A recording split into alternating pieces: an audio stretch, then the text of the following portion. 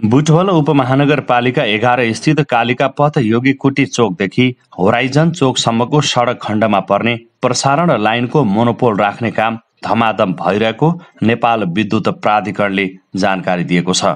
बुटवलबाट मतिपुर तर्फको 132 KB double circuit प्रसारण लाइनको टावर 4 खुट्टा भएको हटाएर योगी कुटी होराइजन चोक सडक खण्डमा मोनोपोल एउटा मात्र खुट्टा राख्न लागि हो। करिब 1 किलोमिटर सडक खण्डको बीचमा रहेका 4 टावर हटाएर राखिने मोनोपोलको जग निर्माण भइरहेको छ। जगको काम 15 दिनभित्र सकिने प्राधिकरणले जानकारी दिएको छ।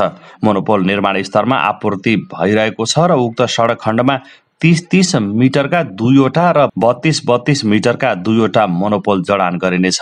प्राधिकरणका अनुसार चालु हालतको प्रसारण लाइनलाई करिब 15 दिन बन्द सटडाउन गरेर मोनोपोल जडान गरिनेछ।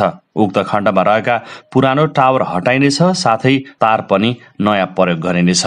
प्राधिकरणका कार्यकारी निर्देशक कुलमान घिसिङले निर्माण स्थल अनुगमन गरी गर्मी सुरु हुनुभन्दा पहिला नै मोनोपोल जडान गरिसक्न आग्रह गर्नुभएको छ। गर्मी सुरु भएपछि बुटवल क्षेत्रमा विद्युत माग बढ्ने हुँदा प्रसारण लाइन सटडाउन गर्न समस्या हुने भएकाले त्यसअघि नै काम सक्न कार्यकारी निर्देशक घिसिङले बुटवल ग्रिड महाशाखालाई निर्देशन दिनुभएको छ।